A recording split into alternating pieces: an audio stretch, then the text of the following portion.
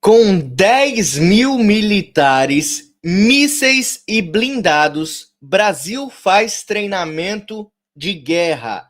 Isso é uma operação sendo feita neste momento pelos militares brasileiros na fronteira do Brasil e Venezuela, mais precisamente na Amazônia. E por que está acontecendo isso? Nós vamos saber exatamente tudo o que está acontecendo aqui neste canal. Eu também vou falar aqui para vocês sobre a oposição no Senado, né, que reitera a defesa da anistia do 8 de janeiro. Nós não aceitaremos nada mais, nada menos do que a anistia geral, ampla e irrestrita. Vamos falar também sobre a vida, né, do faraó e dos seus cúmplices dentro do STF. Há um corre-corre lá dentro, a vida deles mudaram muito, eles estão dormindo menos, eles estão desesperados, e o que nós queremos mesmo é que a justiça funcione. Vou trazer isso aqui também. Vamos falar aqui sobre a farra do INSS, vamos falar sobre o TSE ter liberado a inspeção do código-fonte das urnas eletrônicas, e também vamos trazer aqui o Oi Luiz com aqueles vídeos sensacionais. Vamos falar também sobre a isenção do imposto de renda que foi aprovado pela Câmara dos Deputados e qual que é a armadilha em tudo isso. Tudo isso e muito mais você vai acompanhar aqui nessa live. Deixa o like, compartilha ao máximo. Primeira matéria na tela para vocês. Com 10 mil militares, mísseis e blindados, Brasil faz treinamento de guerra. Vamos entender então um trecho dessa matéria. A operação ocorre na Amazônia, área que é alvo frequente de espionagem internacional e de atividades ilícitas do crime organizado. A ação inclui ainda exercícios de segurança cibernética. Vamos lá. Esse tipo de operação que está acontecendo das Forças Armadas no território brasileiro, na Amazônia, isso é típico, tá? Isso aqui acontece direto, tá? De ano em ano tem essas operações, só que o que mais chama a atenção, o que mais a gente fica de olho neste caso aqui, é porque justamente quando se aumenta a tensão entre Estados Unidos e Venezuela, as Forças Armadas enviam 10 mil homens blindados, né? E mais o que tem aqui? São mísseis e blindados, ou seja, mandou todo o aparato de guerra. Eles, nesse momento, estão fazendo um exercício de guerra. E nós temos mais informações que eu trouxe para vocês aqui, claro. Vamos assistir a esse trecho desse vídeo sensacional. Vamos lá. O Brasil realiza maior exercício militar do ano na fronteira com a Venezuela. Em setembro de 2025, o Brasil deu início à Operação Atlas 2025, considerada a maior mobilização militar da história recente do país.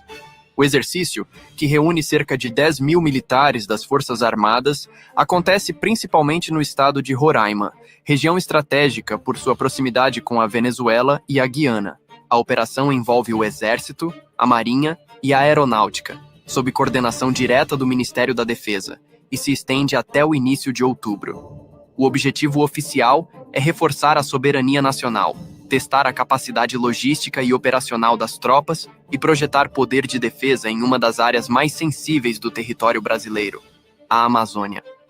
Mas o contexto geopolítico em que a operação ocorre levanta debates sobre possíveis mensagens políticas enviadas pelo Brasil em meio às tensões internacionais.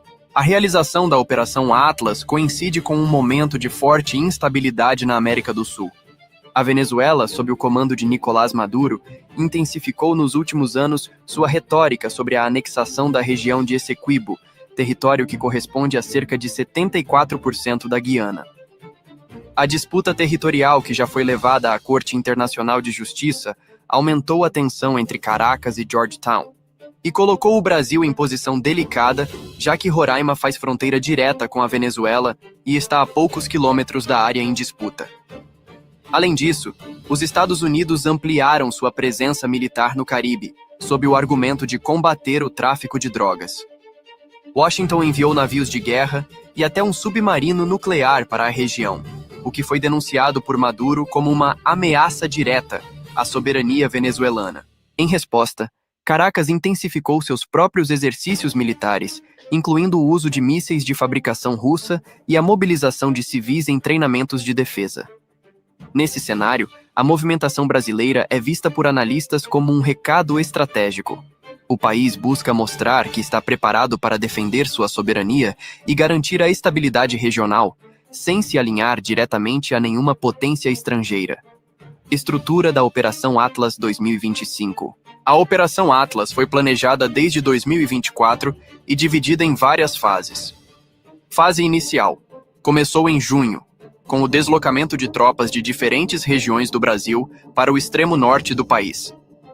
E a gente trouxe as informações aqui, né? Que quando começaram essas movimentações militares, teve gente até que filmou, né? Tanques de guerra passando. Havia muitas filmagens aí, mas eram somente exercícios militares, deslocamento de tropa. Fase de simulação. Em agosto, cerca de 350 militares participaram de exercícios virtuais em Manaus, recriando cenários de combate na floresta amazônica. Fase principal. Em setembro, Boa Vista, capital de Roraima, tornou-se o centro da mobilização, recebendo milhares de militares, veículos blindados, helicópteros e sistemas de artilharia. Entre os equipamentos de destaque está o sistema Astros, uma das principais ferramentas de artilharia de saturação do Exército Brasileiro. Projetado para lançar foguetes e mísseis de alta precisão, o Astros simboliza a capacidade logística do Brasil de deslocar sistemas complexos para regiões remotas. A Marinha também mobilizou o navio aeródromo multipropósito Atlântico, o maior da América Latina, que chegou a Belém com mais de 1.100 militares e 435 toneladas de armamentos e veículos. Já a aeronáutica reforçou a defesa aérea com caças e aeronaves de transporte, garantindo a integração entre as três forças. Exercícios em campo. As manobras incluem deslocamento de blindados em terrenos de difícil acesso, exercícios de tiro real em áreas próximas à fronteira, operações conjuntas em rios, estradas e no espaço aéreo, simulações de defesa contra ataques externos. O ponto alto da operação está marcado para o dia 9 de outubro, com um exercício de tiro real da Força Tarefa Conjunta no município de Bonfim, na fronteira com a Guiana. Apesar das especulações sobre o caráter geopolítico da operação, o Exército Brasileiro afirma que a Atlas não é uma resposta direta às tensões envolvendo Venezuela, Estados Unidos e Guiana. O general Roberto Pereira Angrisani, comandante da 1ª Brigada de Infantaria de Selva, declarou que o exercício já estava planejado desde 2024 e tem como objetivo principal testar a capacidade de deslocamento e integração das Forças Armadas. Ele destacou ainda que a Amazônia é uma região estratégica, não apenas pela fronteira, mas também por suas riquezas naturais e minerais, que despertam interesse internacional. Segundo o general, o Brasil precisa estar preparado para defender sua soberania diante de desafios como o garimpo ilegal, o tráfico de armas, a biopirataria e outros crimes transnacionais que afetam a região amazônica. Impacto político e diplomático. O governo brasileiro fez questão de comunicar antecipadamente a realização da operação a países vizinhos e também aos Estados Unidos, para evitar ruídos diplomáticos. Então, aqui a gente já pega a informação que é preciso para desmistificar toda e qualquer mentira que venha sair em alguns outros canais aí que vocês conhecem muito bem.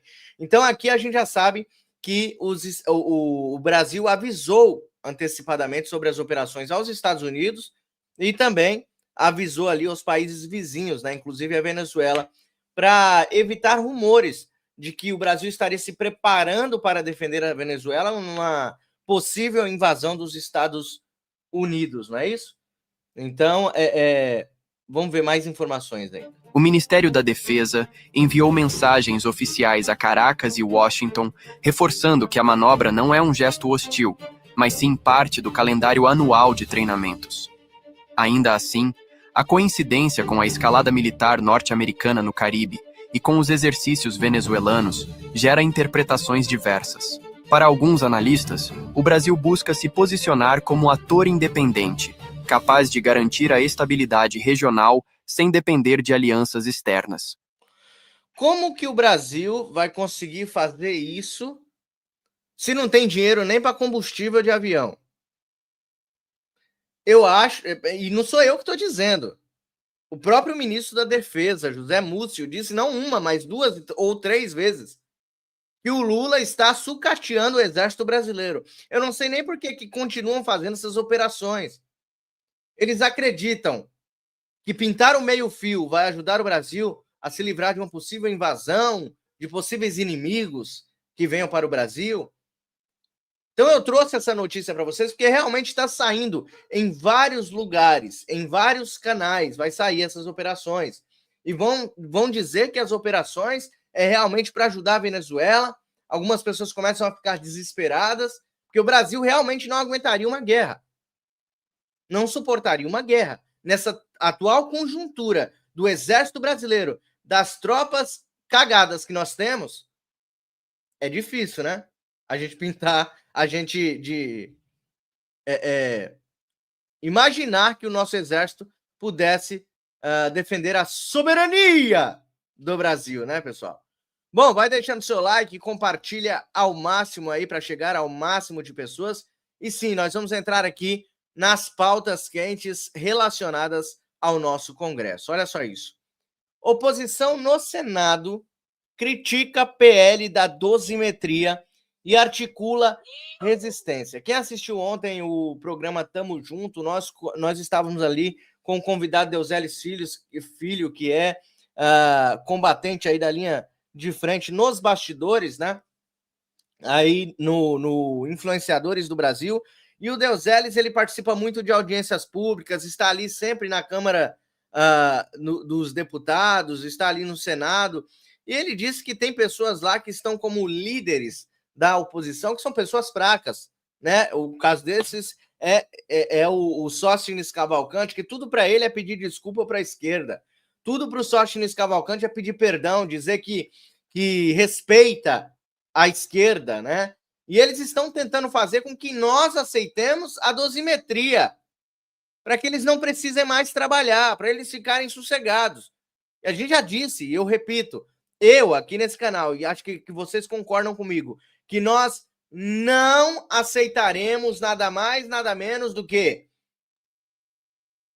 anistia geral, ampla e irrestrita. E com Bolsonaro dentro da anistia, tá? Bolsonaro tem que estar dentro da anistia. Estão ouvindo, deputados e senadores? O povo brasileiro não vai aceitar. Não adianta vocês espernearem. Não adianta o Paulinho da farsa ou Paulinho da forca vir chorar de mimimi na internet, porque nós não aceitaremos o relatório dele, excluindo o Bolsonaro, e também esse negócio de dosimetria. A gente não vai aceitar isso. Parlamentares monitoram discussões e reforçam apoio à anistia ampla, geral e irrestrita aos condenados do 8 de janeiro. Então, que fique bem claro para esses parlamentares que eles não desistam. Que eles não desistam porque o povo não vai desistir. Nós, o povo brasileiro, que pagamos o salário de vocês que estão aí no Congresso, nós não iremos desistir. Nós iremos buscar até o fim a justiça para a Débora do Batom, para o Clezão, para a dona Dalgisa, para muitas outras pessoas que neste momento estão nas garras de um opressor que se acha dono do Brasil. Que, se Deus quiser, a gente vai passar essa anistia e o nosso presidente Bolsonaro, o melhor presidente já passou por essa nação, o melhor presidente já passou por este Brasil, vai voltar com tudo. 2026, Bolsonaro volta a ser presidente do Brasil. Eu acredito com todas as minhas forças. E espero que vocês também acreditem. Não desistam. Não desistam. Temos que ser resilientes neste momento. Carlos Bolsonaro, ele comentou algo sobre justamente a anistia, indulto, sabe? Toda essa conversinha que eles querem que a gente engula. E aí o Carlos Bolsonaro disse isso aqui, ó. Chega desse papo de eu darei indulto se for eleito. É a conversinha, inclusive, que surgiu aí entre o Tarcísio e o Centrão, né? Se o Tarcísio fosse eleito, ele daria o indulto a Bolsonaro, não é isso? Olha só isso aqui. Chega desse papo que eu darei indulto se for eleito, para enganar inocente. Jair Bolsonaro, quando presidente, já concedeu a graça ao Daniel Silveira. E mesmo assim, foi atropelado pelo sistema. Hoje estão destruindo não apenas os ex-parlamentares, mas também milhares de brasileiros presos ilegalmente e morrendo nas prisões, longe de suas famílias e mais afastado ainda da legalidade. É hora de mostrar a verdade sobre a destruição dos direitos no Brasil e partir para a defesa real da democracia. Jair Bolsonaro está preso de forma ilegal, assim como tantos outros inocentes. Enquanto isso, a imprensa e a organização escolhem quem pode ser a direita permitida, criando fantoches para controlar a oposição.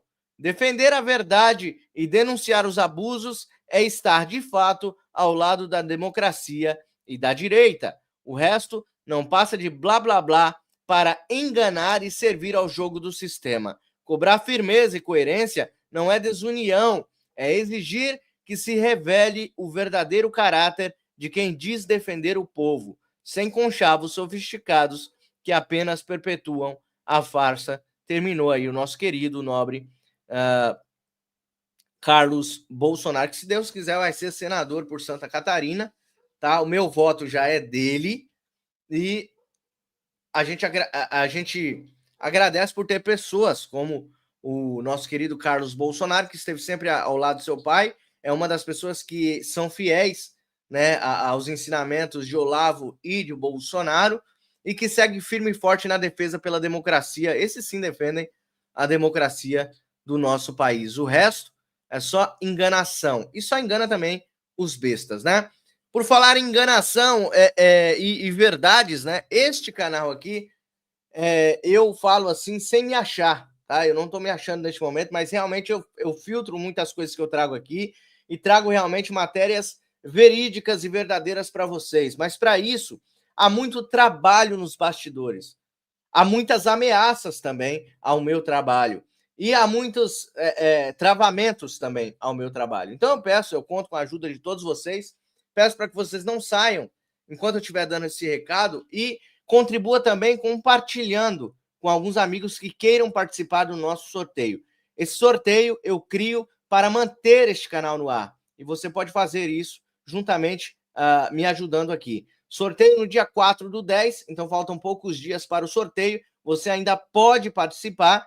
Dia 4/10, uma chance de R$10. Você pode ganhar esses 3 presentes que está na tela. É o Bolsonarinho de pelúcia, o perfume Jair Messias Bolsonaro e a camiseta também do Jair Messias Bolsonaro, do Clube Bolsonaro. Então esses 3 prêmios maravilhosos podem ser seus e você vai estar ajudando aqui o Mário Robert a continuar todos os dias. pixmariorobert@gmail.com. Quanto Deus tocar no seu coração, faça a doação para este canal. Você estará ajudando um canal verdadeiramente patriota e bolsonarista, verde e amarelo. Tá bom?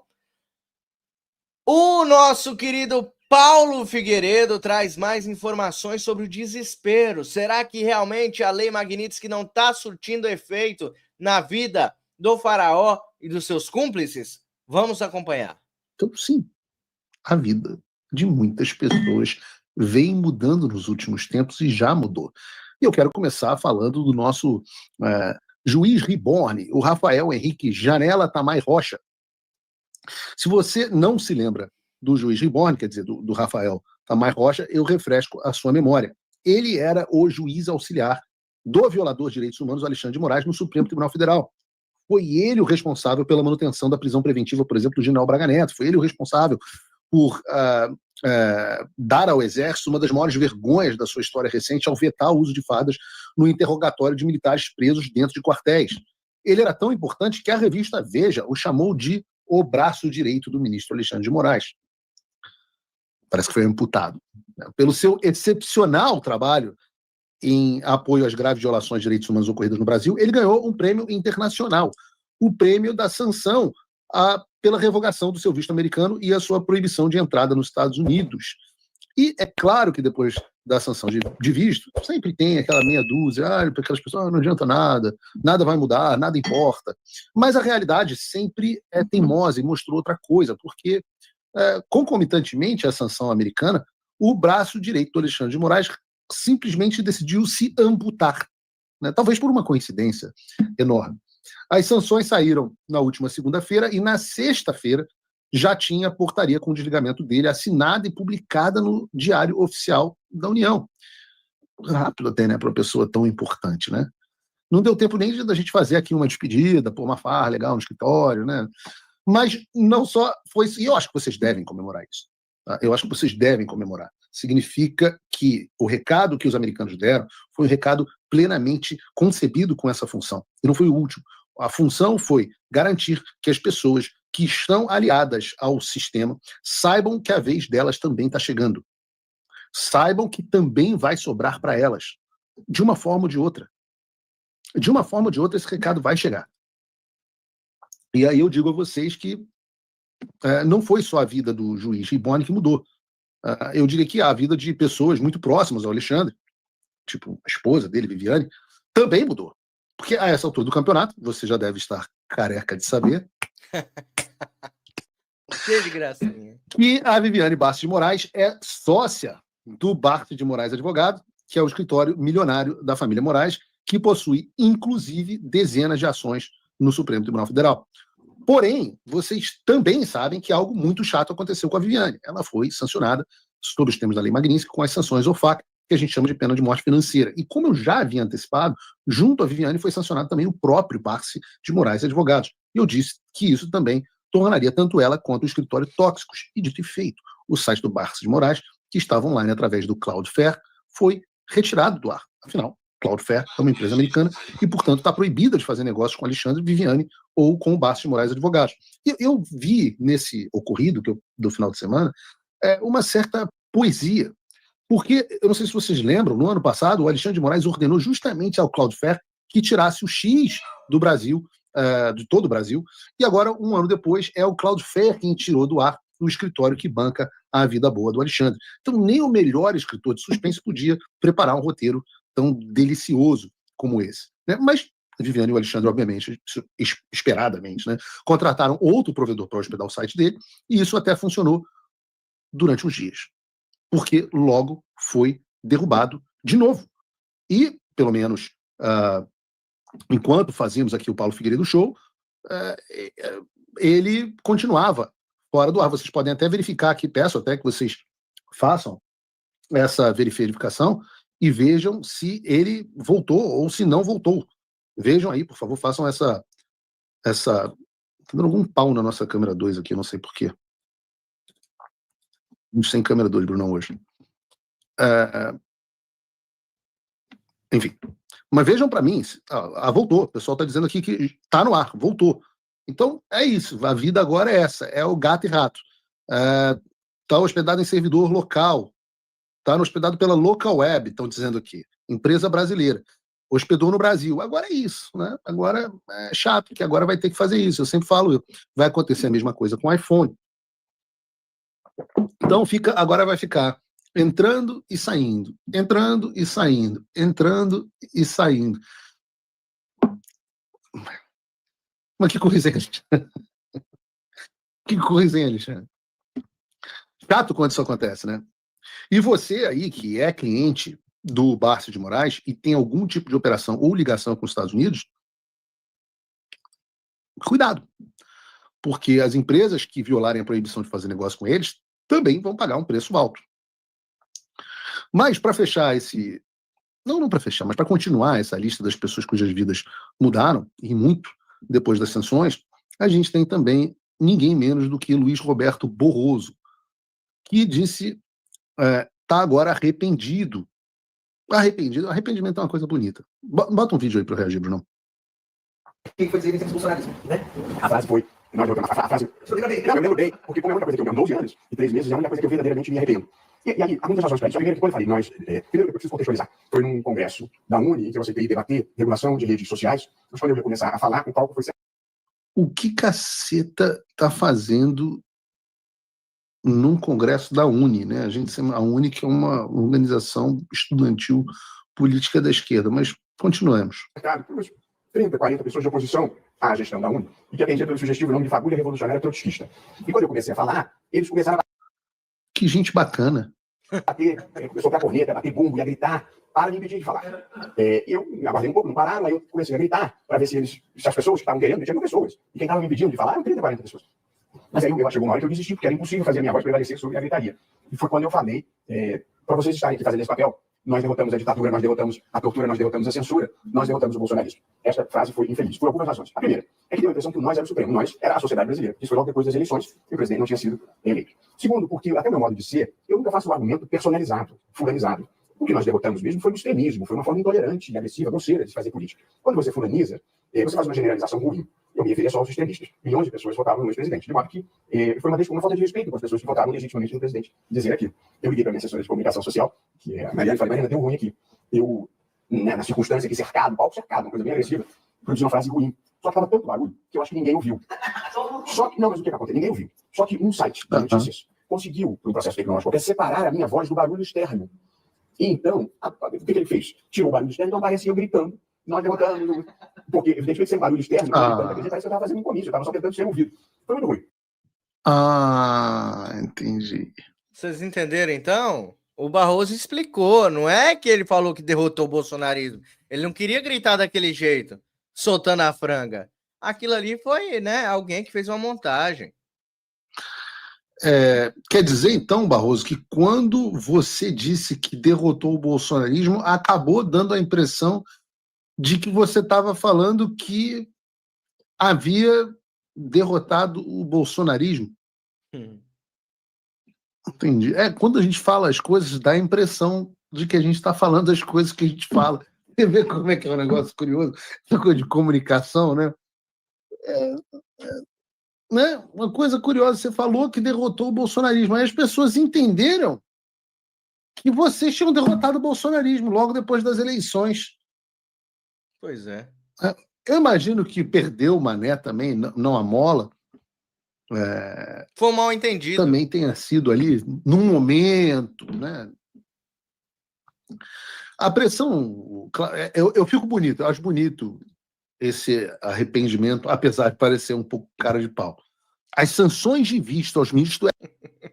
Aí vocês acreditam ou não? Tem gente que não acredita, que tá aqui no chat comigo, né? O Gabriel tá aí, ó, a Vani Lopes, quem mais? Nailson tá aqui, a Fátima, o Antônio, Cláudio Gutenberg, Marco Túlio. Aqui é um brasileiro, Marlene, estão todos aí. E alguns de vocês podem não acreditar que a Lei Magnitsky esteja surtindo efeito, mas eu vejo isso todos os dias. Principalmente por comentários como esse do Barroso, que mostram claramente o desespero dessa corja. Eles estão completamente desesperados, estão sem saída, eles não sabem o que fazer daqui para frente. E as coisas tendem a piorar para o lado desses caras. E para as mulheres deles. E para os filhos deles. Porque eles acabaram, eles destruíram a vida de pessoas de bem. Então, nada mais justo que quem com ferro fere, com ferro também será ferido. Ok? Então, próxima matéria. Farra do INSS, Sindinap movimentou 6,5 milhões em espécies. Você sabe o que é a Sindinap? É a empresa do irmão do Lula. É o sindicato em que o irmão do Lula é um dos sócios.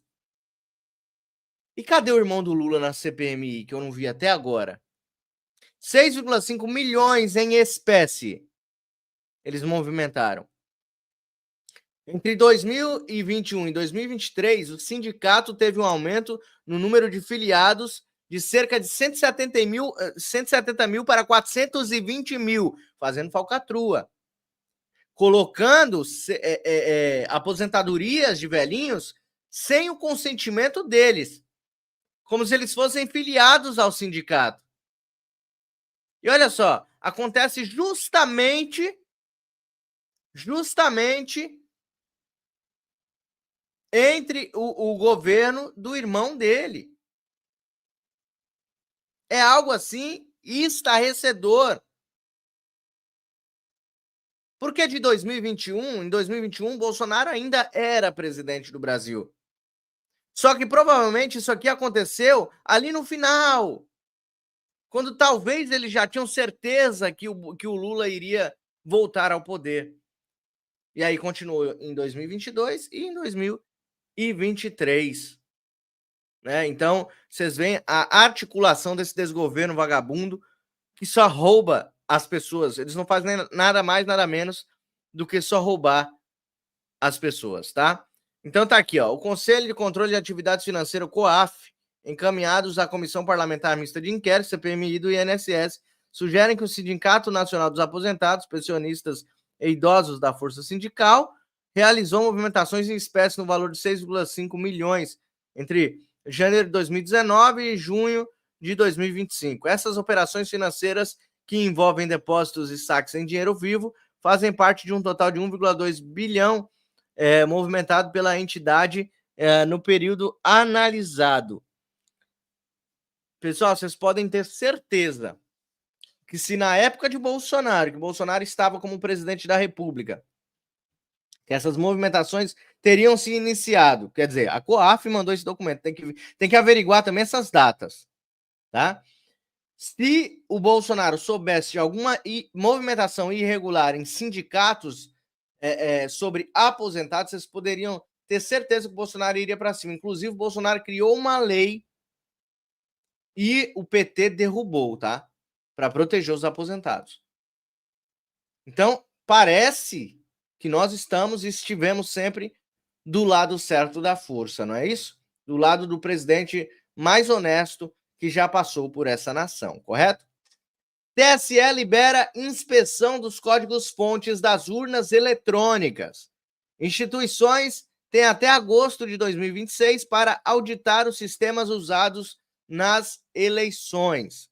Então, pessoal, o que as pessoas esperaram, né, nas eleições de 2022 está acontecendo neste momento. Então, o TSE liberou as inspeções do código-fonte das urnas eletrônicas para ver se não tem nenhuma maneira de burlar ali os códigos-fontes, tá?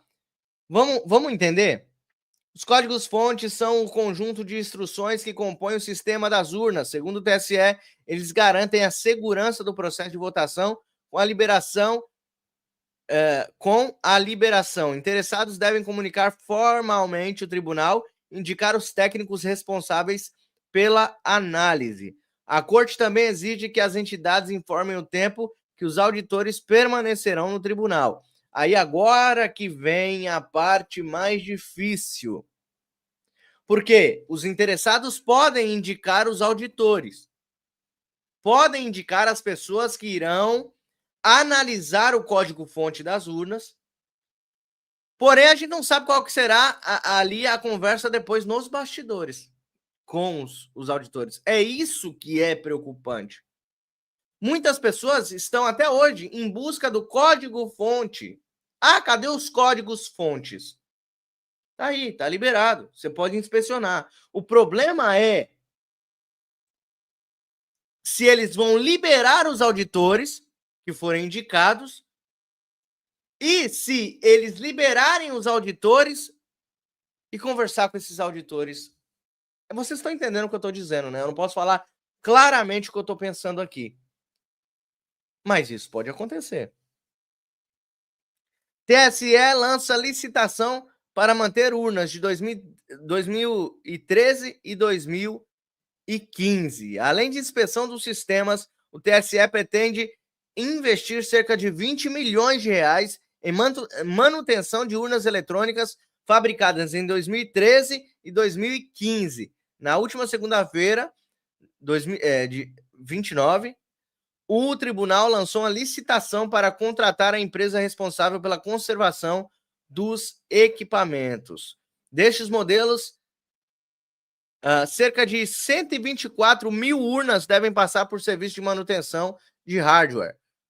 As garantias desses modelos venceram em 2019.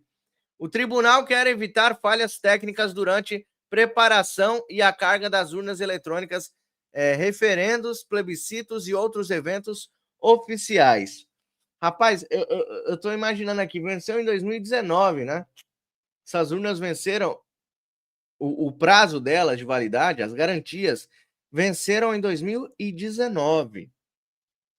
Aí passou as eleições de 2022. 2022. E agora que eles vão fazer a manutenção nas urnas? Agora, essas urnas que já estão defasadas, de 2013 e 2015. Eu não estou entendendo.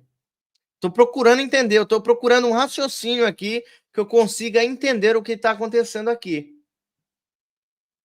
O resultado a ser alcançado é a disponibilidade de urnas eletrônicas plenamente funcionais, diz o trecho do documento da licitação. Então, eles querem garantir eleições seguras, é isso? Em 2026. Só que tem um problema. Tem um grande, um imenso problema. Eleições em 2026 sem o presidente Jair Messias Bolsonaro é golpe contra o Brasil. É golpe contra a soberania do povo brasileiro. É golpe contra a vontade do povo brasileiro. O povo brasileiro não vai aceitar. Vocês se preparem, porque 2026 será um ano turbulento nas eleições, principalmente. Então, vocês corram para, de uma vez por todas, aprovarem essa anistia, que Bolsonaro seja contemplado, receba todos os direitos políticos dele de volta e que ele participe desse pleito eleitoral. Porque a direita, como o Eduardo Bolsonaro disse, nem participa das eleições. E outra, tem que haver o voto impresso e tem que haver auditoria pública. Contagem pública dos votos. Já dissemos e repetimos, não aceitaremos nada mais, nada menos do que anistia geral, ampla e irrestrita. E inclui Bolsonaro aí, senão nada passa. Infelizmente, nós temos líderes fracos no Congresso neste momento. Mas quem sabe ali na frente possam vir líderes mais fortes, que segurarão as rédeas do sistema. Tomara que sim. Tomara que seja indicado um dos melhores aí, porque esses líderes que estão no Congresso neste momento, sinto muito, mas só faz a gente passar vergonha. Pessoal, vamos ouvir um pouco do Oi Luiz, maravilhoso esse vídeo dele, dizendo que a justiça italiana humilhou o Xandão e negou a prisão de Talhaferro. Dá só uma olhada. E brasileiros, atenção! O noticiário político do Bananil hoje amanheceu parecendo o trailer de adaptação de livro do John Grisham, o ex-assessor, estrelando Eduardo Tagliaferro como o homem que sabia demais e Alexandre o Grande como o vilão que não aceita spoiler. Pois é, o nosso protagonista, ex-assessor do ministro Chandler Clayson no TSE e atual whistleblower de toga alheia, foi conduzido pela polícia italiana até uma delegacia nessa quarta-feira. Cena digna de Missão Impossível 7, Operação Extradição. A informação que eu acabei de receber, o Wellington Barros, ainda é extraoficial, mas já chega aqui para mim, no meu telefone, dá conta de que 3 agentes da polícia italiana, agora, foram até a casa, até o apartamento de Eduardo Tagliaferro, e levaram Tagliaferro com a justificativa de controle de residência, mas isso não existe. Não é habitual levar o cidadão para controle de residência. Parece-me que um deles disse que havia chegado algo do Brasil. Tagliaferro vive na Itália desde o início do ano, talvez fugindo da pizza brasileira, que anda com mais borda recheada de censura do que de mussarela. Logo no início, ninguém sabia se ele ia ficar preso, tipo Carla Zambelli versão italiana, ou se seria só aquele susto de quem cutuca o sistema e vê o sistema reagir. Spoiler, era susto mesmo, mas um susto digno de abrir episódio do Pacificador.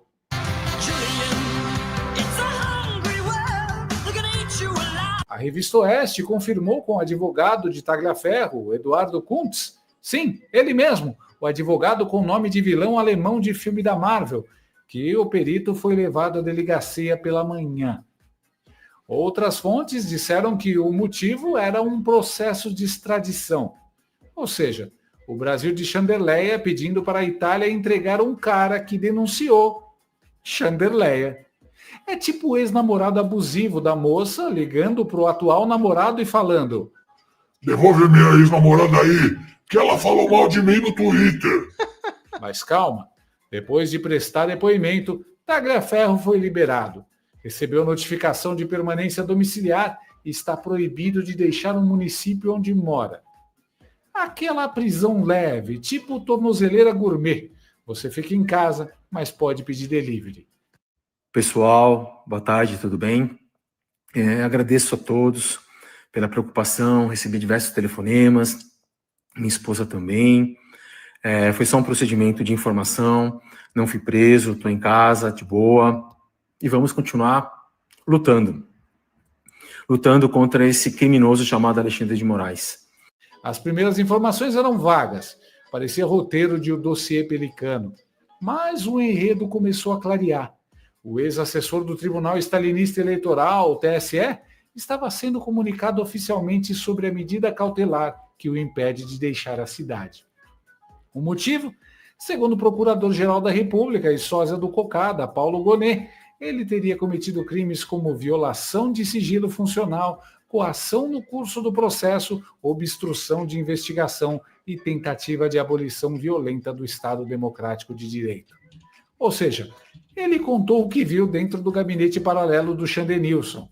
Disse o que todos já sabiam, mas ninguém podia dizer. E o crime agora é abrir o bico. No Bananil 2025, quem conta a verdade pega a perpétua. Tagliaferro foi indiciado em abril e teve contas bloqueadas. Chandirene usou o mesmo comando que ele tanto adora. Bloqueia tudo. Deve ter até um botão na mesa. Ctrl Alt Delícia. O pedido de extradição foi enviado em agosto ao Ministério da Justiça, aquele mesmo ministério que hoje serve mais ao STF do que ao Executivo. É o Departamento Jurídico do Regime Supremo PT. Em setembro, Tagliaferro participou remotamente da Comissão de Segurança Pública do Senado. Foi tipo fantasma da justiça aparecendo na videoconferência. Enquanto Chanderval condenava Bolsonaro a 27 anos de prisão, em processo que parece mais Game of Thrones do que direito penal, Tagliaferro contava tudo. Manipulações, pressões e o papel sinistro do procurador-geral Paulo Gonet. Era como se no meio do julgamento o cara da produção do truque aparecesse e dissesse: Senhoras e senhores, o mágico escondeu a pomba na manga. Seu advogado, Eduardo Kuntz, soltou um comunicado épico nas redes. Eduardo Tagliaferro foi detido na Itália. A notícia pode causar preocupação, mas é preciso deixar algo muito claro.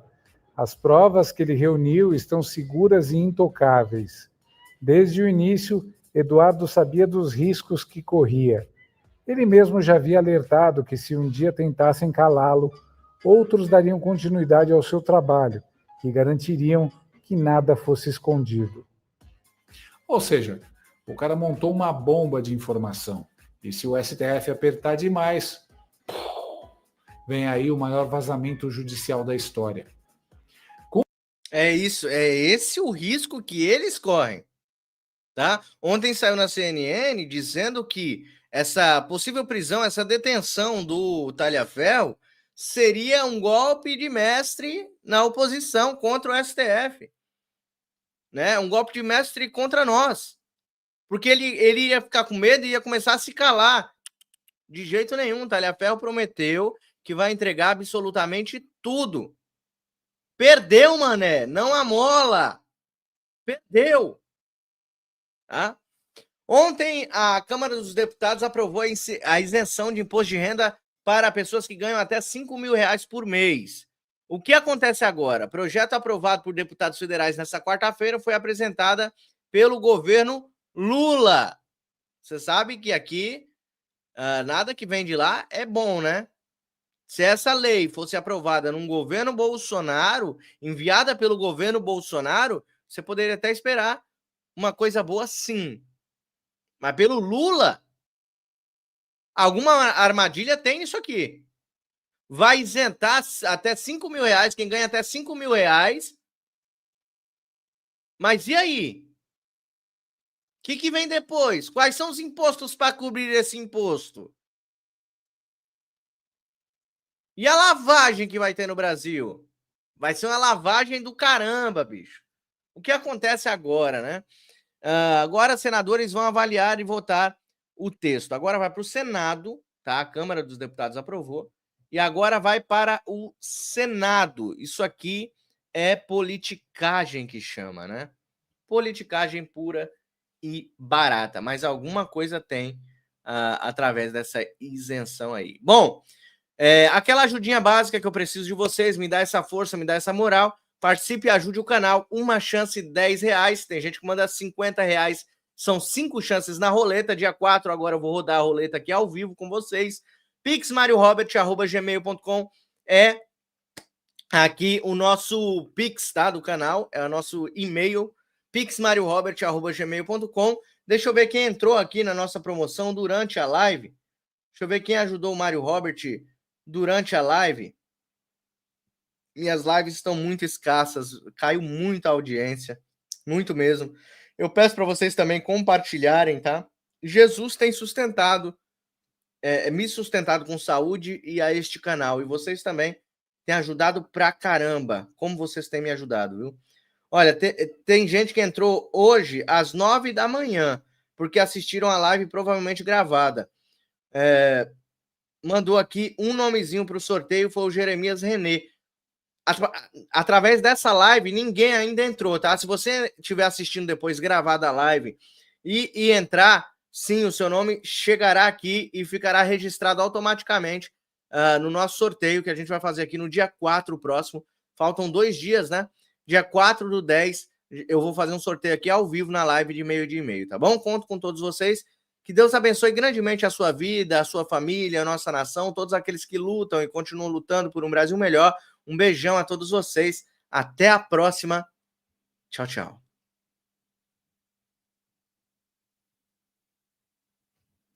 Vai um piquezinho? Cadê? Pôr do Sol vai mandar? Jardim Pôr do Sol, ela falou assim, ó. Pera aí, Mário Robert, vai um piquezinho aqui para vocês. Para você, cadê? Cadê, minha linda? Chegou ainda não, deixa eu ver aqui. Você mandou no outro banco? Deixa eu ver aqui. Mandou no outro banco? Deixa eu ver aqui.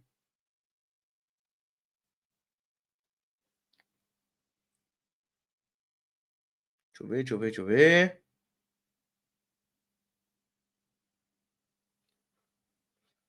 Sim, no outro banco entrou também aqui o Haroldo Frota. O Haroldo Frota fez uma doação no dia de hoje. Ontem foi a Elisama, também fez uma doação. E a vovó Albaniza também fez uma doação no outro banco. E agora chegou aqui Carmen Lúcia. É você, né, Pôr do Sol? Carmen Lúcia tá aqui também. Seu nome vai entrar automaticamente no nosso sorteio lá, tá bom? Pessoal, Deus abençoe grandemente. Muito obrigado a todos vocês que participaram da nossa live. Tira um print aqui desta promoção e envie para aquele seu amigo ou sua amiga que quer participar e concorrer a esses 3 prêmios. Dia 4, próximo, já vou sortear aqui. Deus abençoe e até a próxima. Tchau, tchau.